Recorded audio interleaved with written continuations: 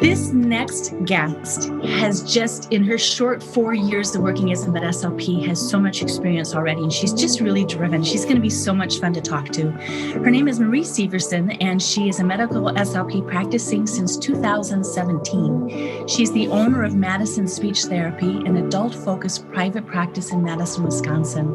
Marie primarily works with adults in acute care, inpatient rehabilitation, home health, and outpatient private practice. She is also a writer for the Informed SLP, which is a great website. We're going to talk about that in our podcast. She's interested in all areas of medical SLP, including dysphagia, aphasia, and COG-COM disorders, particularly in post-stroke neurodegenerative diseases and TBI populations. She is passionate about serving students and professionals through her state association, supporting early career clinicians, promoting evidence-based practice, and person-centered care. So let's talk with Marie. Hello, and welcome to the Missing Link for the SLPs podcast. I am so glad you are here. Today's episode is part of the Medical SLP series where we talk to some amazing speech paths who work in a variety of medical settings, all the way from intensive care through to home care and everything else in between and beyond. You're going to hear some incredible medical SLP stories and lots of advice from these passionate medical SLPs.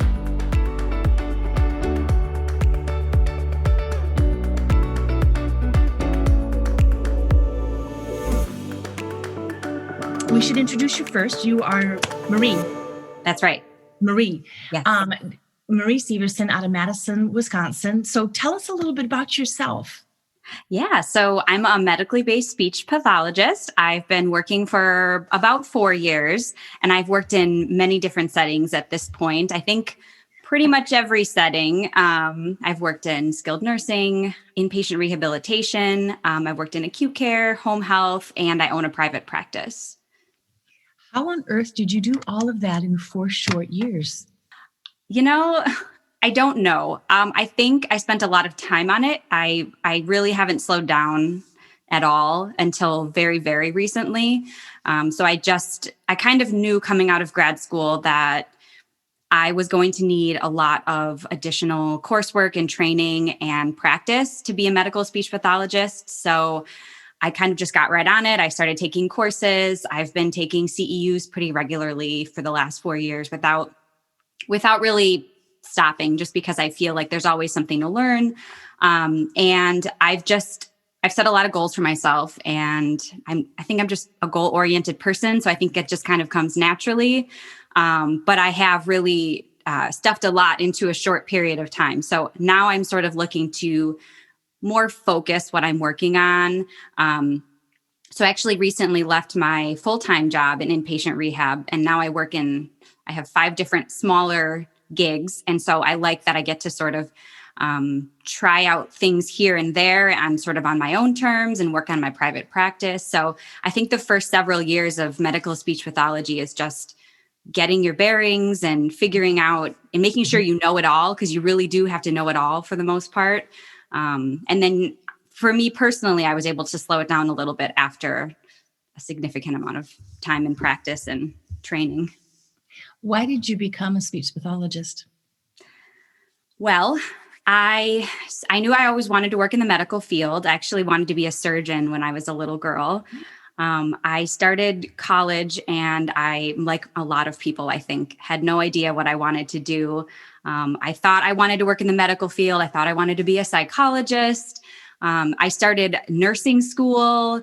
It wasn't working. I really wasn't at a good place really yet to be focused at all. So eventually I came across a colleague. I was working as a nanny, and she was going to school to be a speech pathologist. I think she was in graduate school, and she said that I could work in a hospital.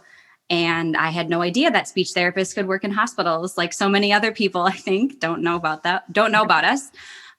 So I just took the intro course, and I really liked it. And so I just decided, I'm the kind of person where when I decide on something, I just that's it. I've decided, and I give it my all. So ever since that day, I just knew I was going to work as a medical speech pathologist. It wasn't even a question whether it would be schools or medical, pediatric or adult. Really, I felt like it was going to be pretty much adult medical. And I loved it. So. And that's obvious. And you've set your goals, and here you are. One thing that strikes me about your story is you are not a speech pathologist who feels stuck. You will move and go where you want to move and go with your career. How did you develop that bravery, that confidence? That's such a good question. You're absolutely right. You're reading me well. I'm clearly very transparent. I absolutely hate feeling stuck. I think it comes from my upbringing. I think it comes from being a really resilient person. I had to overcome a lot as a child and young adult. And because of that, I feel like I always have a sense of knowing what it could be like to be stuck or to be in a situation that I don't want to be in.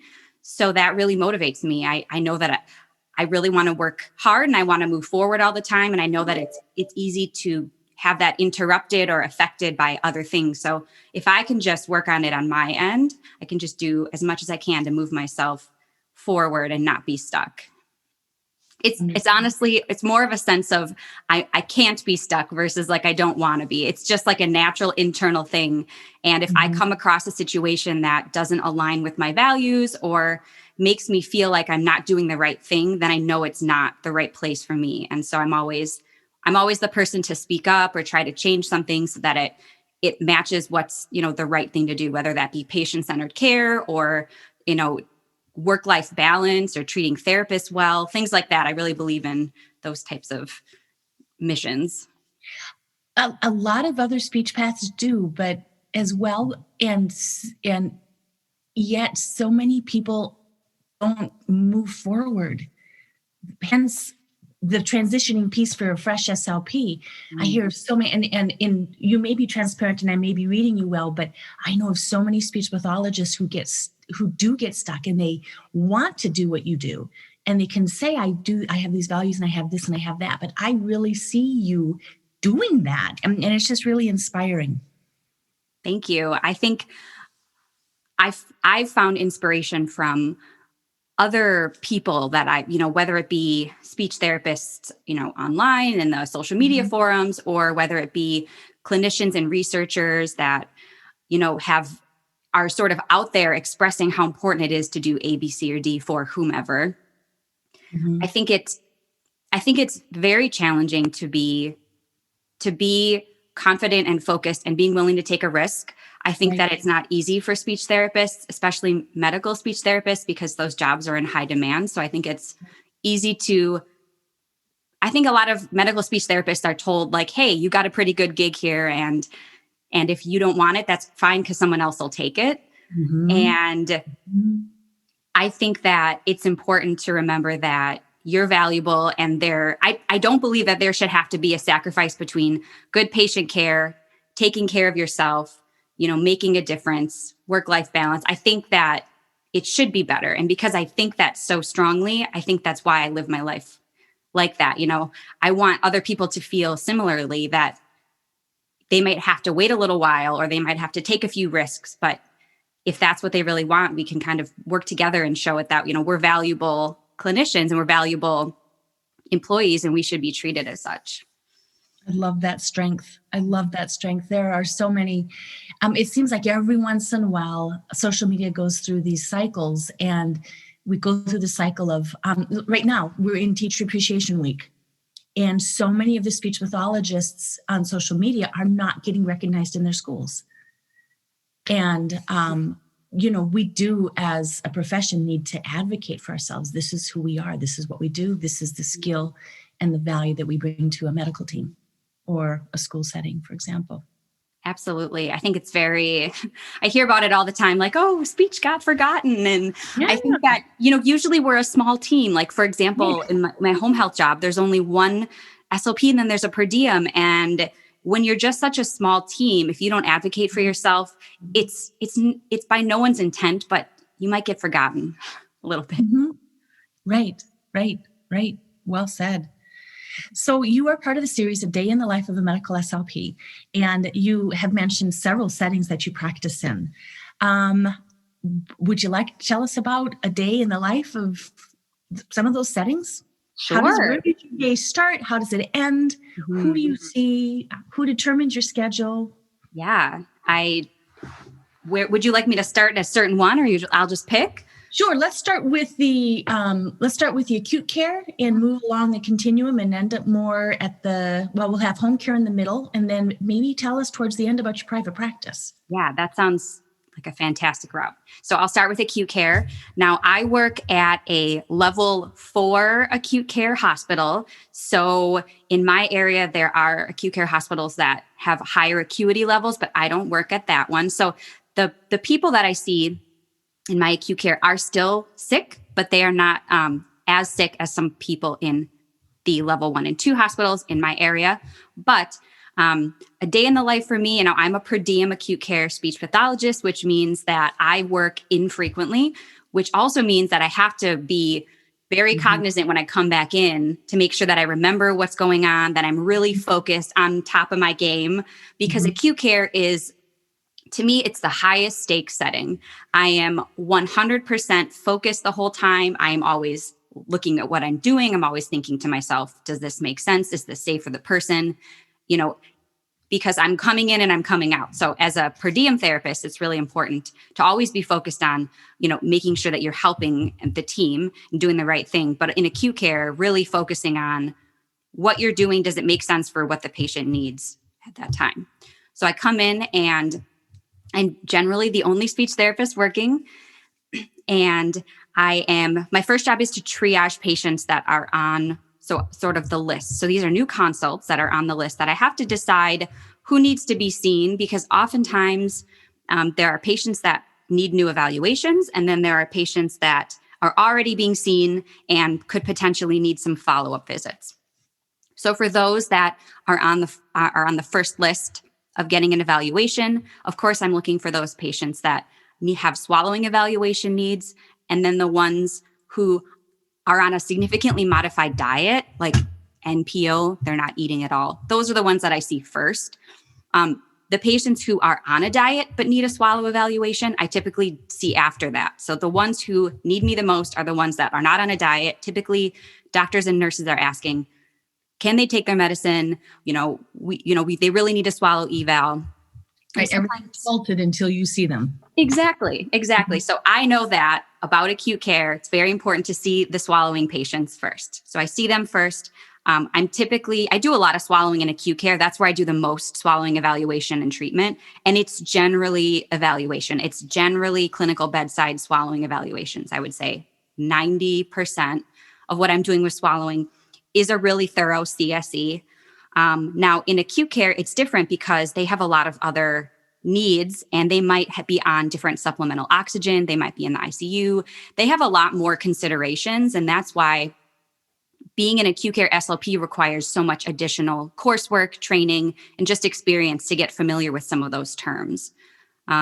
So I'll do a clinical swallow evaluation. I'll make my recommendations. I might see, I typically work a half day or a full day, but weekends? Yes, I work the weekends. I try to work on the weekends because I was working full time during the week. And so I was working often six days a week, a lot of weeks. But again, I really like it. So I enjoyed it, but it was a lot. So it's Mother's Day today. And my husband's like, why are you doing a podcast on Mother's Day? And I'm like, well, because I don't know. It's fun. It is fun. And I think my husband asked me the same things. He's always like, oh, you're doing this another additional thing. I fully hear where you're coming from, Maddie. So I'm doing evaluations. I'm doing a little bit of treatment, but mostly I'm doing clinical swallow evaluations. And I'm probably seeing 3 to 4 people in a half day. I think that the core speech therapists are a little bit quicker. I just tend to be a little bit slower because I'm a per diem therapist. So it takes me a little bit longer. I don't have that muscle memory that someone who works there every day would. But I'm trying to be cognizant of, productivity, and I'm trying to be cognizant of the triaging. So you really have to have a lot in your mind at once, and you have to be really good with your executive function skills to sort of make those determinations. and then do the appropriate follow-up, change the diet orders, write the notes. There's so many things to consider in every different setting. Each hospital, not even each setting, but each hospital you work at is going to have a different culture, and that culture is going to dictate how you practice. And so you have to find a way to still be true to yourself and do the best for the patients, while also being a good team player and being respectful of the culture that's in whatever hospital you're working at. So that takes a lot of additional brain space that if you aren't sort of already feeling really confident with your skills, that might be a big challenge because you need that extra mental energy to do that as well. So acute care is pretty fast paced, even though the productivity tends to be lower. I still find myself just as busy as I am in other higher productivity settings. So in the place that I work, the per diem therapists do not do any imaging studies. So I don't do any video fluoroscopy. That's not common to other hospitals. So in other hospitals in my area, the per diems are trained to do video fluoroscopy. But again, there's that caveat where if you're only doing video fluoroscopy like 2 Sundays a month for a half day, it's really, I can imagine why they don't train me, because it would be hard to keep up on those skills. I'm pretty much just kind of triaging. I'm making sure everything is stable and ready for the therapist to come back on Monday and continue the plans of care. But for a new speech pathologist who feels comfortable moving into that might be a way to start into the medical setting. Yes? Absolutely. And in fact, I started in acute care. How much experience did I have? So I started as a per diem right about a year and a half into my career as a speech therapist. But like you said, though, you're the only one there. So if there's a speech pathologist listening to this podcast, he or she would really have to I know you write for the Informed SLP. You join the Med SLP Collective. You join Fresh SLP. You join Leanne Porter, Dysphagia Cafe. You would find all of these wonderful resources and community that is going to help you learn and be that support, because you're not going to have it in the medical setting because you're the one showing up. You're absolutely right. Mm-hmm. And everything, all of the organizations and people that you just mentioned those are the ones. I mean, I was there from day one with Swallow Your Pride podcast, driving all over to my different skilled nursing facilities, listening, going, I just need to learn it all. There wasn't as much out there 4 years ago. I think I've really watched this incredible boom in knowledge sharing and just collaboration across social media and on the internet that really started right as I finished grad school and is just amazing for new clinicians. I feel so happy for new clinicians that have access to these resources now. Yeah, and the mindset's changed. You're right. It's a much more of a collaborative effort, much more friendlier settings. Absolutely. Next setting. Okay, so after acute care, someone might then go to inpatient acute rehabilitation, which can look like many different things. So inpatient rehab can look like a different wing in the acute care hospital, or inpatient rehab can look like a freestanding inpatient rehab facility that's focused on inpatient rehab. Or people who work in skilled nursing might have a rehab wing that's called rehab, but I'm specifically talking about a freestanding inpatient rehab hospital, because those hospitals have a different set of rules that they play by for Medicare than the other settings. And a different schedule. Oh, absolutely. Very different schedule. So whereas in acute care, you are making your schedule and you are just fitting your patients in where you can, now we bounce over to, and again, it's different in every freestanding rehab unit as well. So we have 2 in my state. We have 2 different rehab hospitals. I work at one of them. And mine is owned by a big company. So again, anytime your facility is owned by a big company, you might have a different type of a setting or culture. So in my inpatient rehab hospital, we see a caseload of patients, and each day we make our own schedule for the next day. and our sessions are back to back. So we have about 6 to 6.5 hours of patient treatment every day. Mm-hmm. And generally on a person's caseload will be about between 5 and 7 patients. Sometimes it's a little bit more and it gets a little hectic. But the way that this day starts, it's very structured, very, very different from acute care. So I start out with a certain amount of time that's blocked in the morning for me to get ready, chart review, plan for my day, answer my emails, anything, like everything I would need to do to get set up and get ready, grab materials. Then I have, and again, I do have some control over my schedule. So I might schedule myself for like 4 hours straight of treatment, or I might not, and I just want to do 2 or 3 hours, but I typically would schedule myself for 3 to 4 hours straight of treatment. And I'm typically seeing patients for an hour, or I could also see them for a half hour. Sometimes I split their sessions up where it's 2 half hours. I've also seen patients for 90 minutes, but in general, these patients are getting 3 hours of therapy every day. So that's the requirement. And that means they might be getting 1 hour of PT, OT, and speech. Sometimes they're getting an hour and a half of PT and OT. Sometimes they're getting 90 minutes of speech, half hour of PT, hour of OT. The nice thing is that we can make it work for the patient. And we work really collaboratively where if someone doesn't have a lot of PT needs, maybe we can bump up their speech therapy time. So it's a little more patient-centered. So that's my morning, getting ready and seeing patients. And then in the afternoon, we have lunch and we have a interprofessional collaboration meeting called Team Conference. And Team Conference is a fantastic opportunity to get the entire team together and discuss a patient case. And every week, our patients are teamed, we call them. We have our meetings once a week on each patient. And these teams include all therapists, the nurse, the case manager, the doctor, and sometimes a member of the quality control team who's sort of, making sure that, because you have to kind of, the medical field is always dictated by numbers in some way, shape, or form. So there's always somebody present who's like thinking about the numbers, and someone who's present who's thinking about the patient. And, the case manager's there to talk about what's going to happen when they discharge. So it's very collaborative. And that's one of the best parts of working in inpatient rehab is you absolutely have to work together. So you're always relying on your teammates and your counterparts. So those meetings can last anywhere from a half hour to an hour. And then generally you have either a half hour, an hour of a lunch break. Then you see your patients in the afternoon, and then you have a little time at the end of the day to finish up your notes. So it's always some variation of that. And I think you get a decent amount of time to get what you need done, but there's also a lot more that you're responsible for. There's a lot more care coordination that happens in inpatient rehab than in other settings.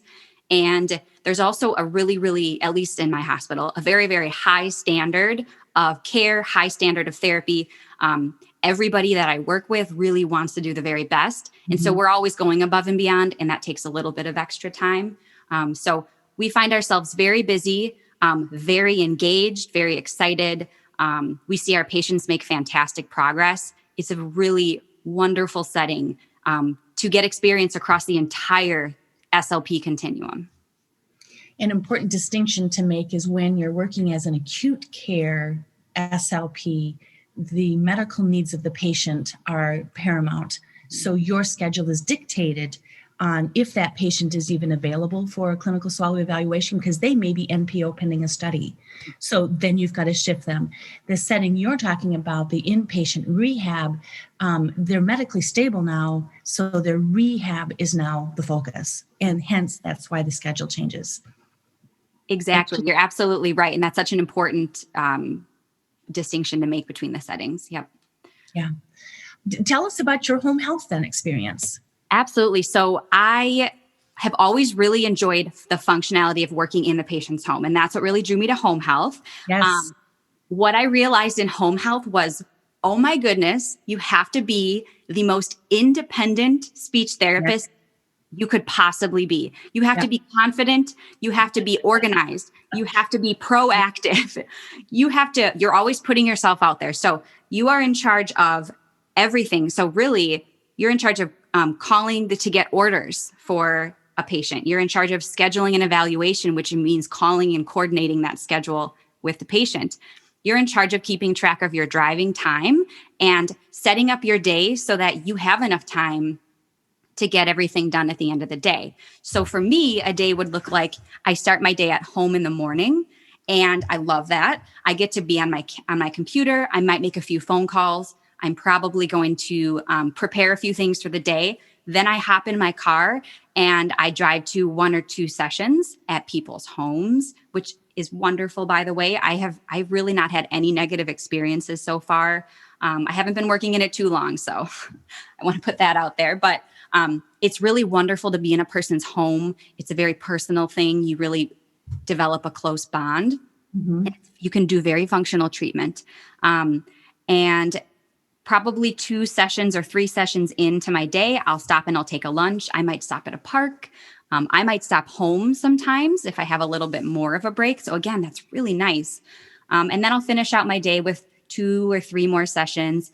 And then I'm going to end my day at home. And again, so maybe I'm starting with my first session at 9 or 9:30.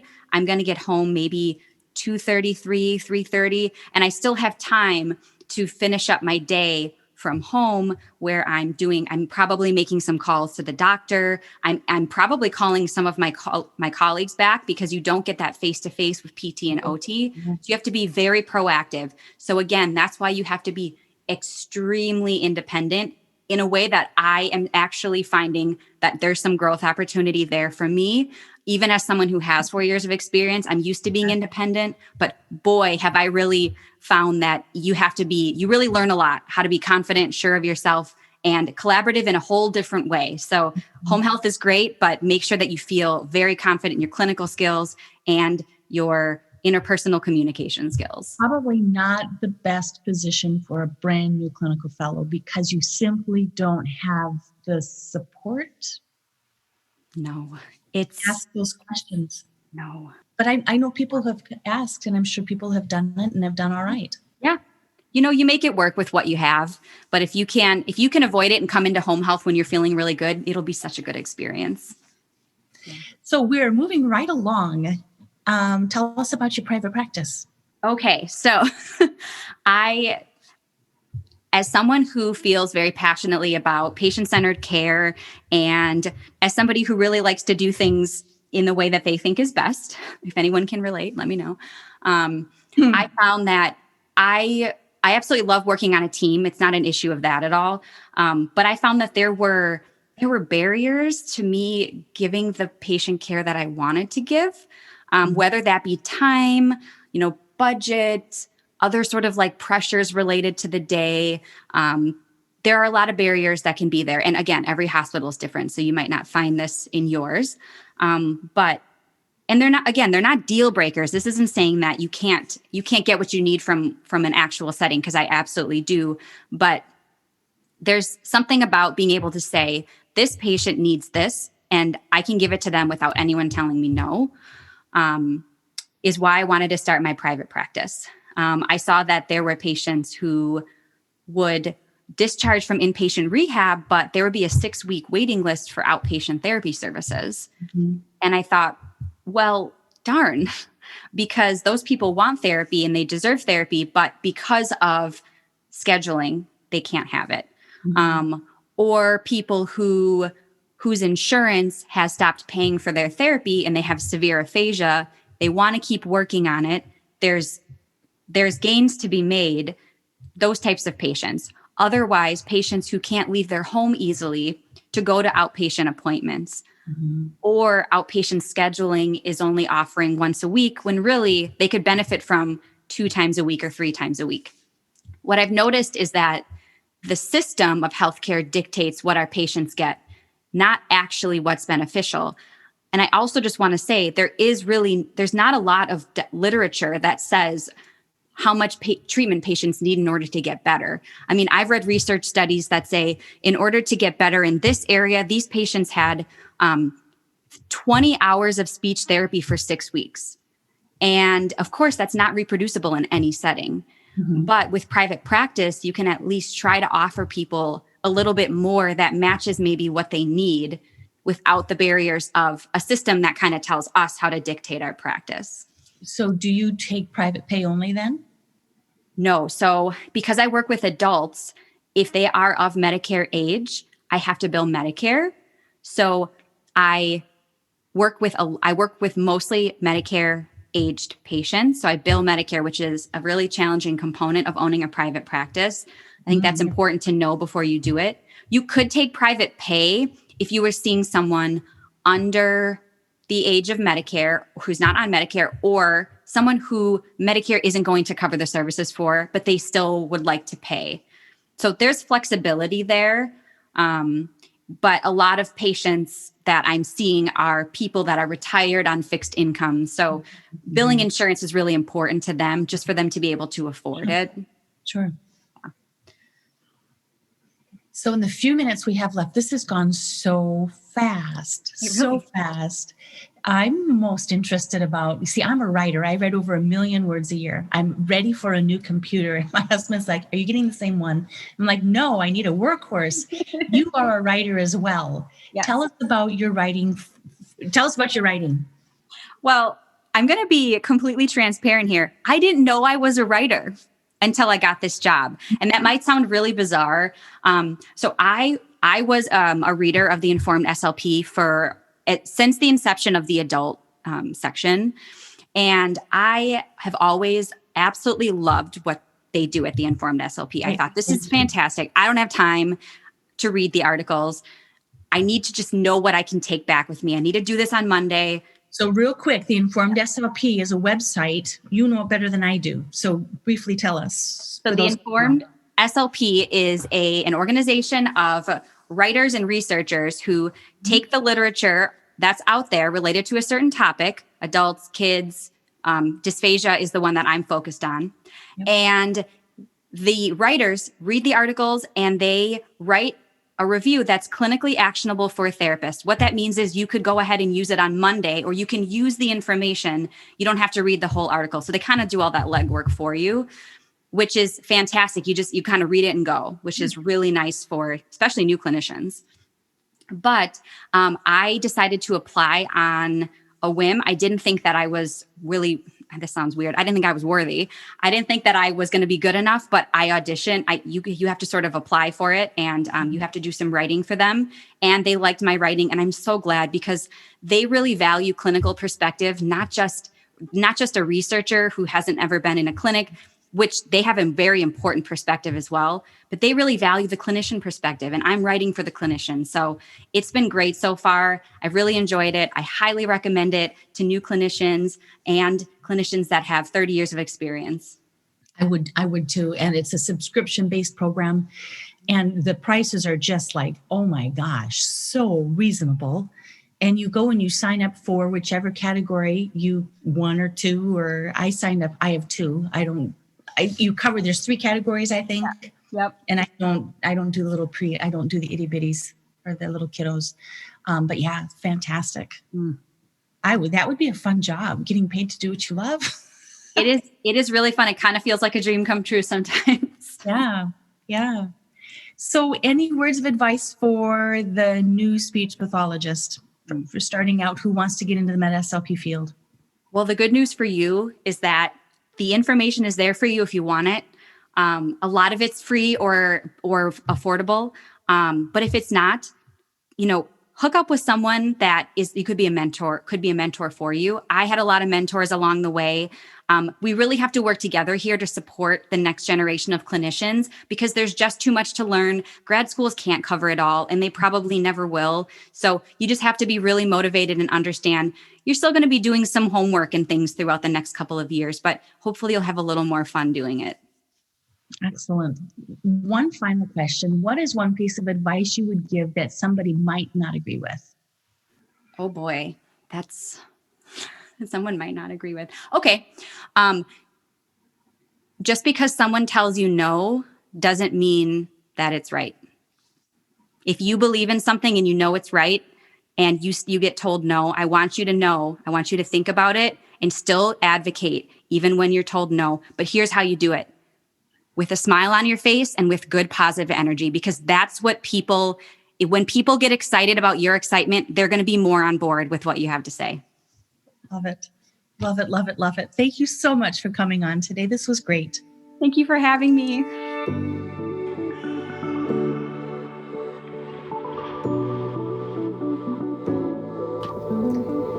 I hope today's conversation has created some aha moments for you and motivated you to become a better SLP, continuing to connect some of those missing links between what you know and how to use that knowledge.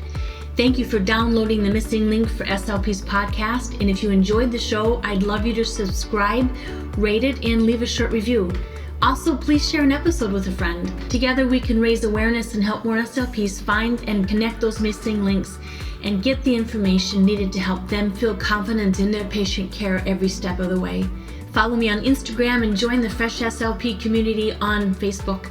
Show notes are always available, so come learn more at freshslp.com. Let's make those connections. You got this.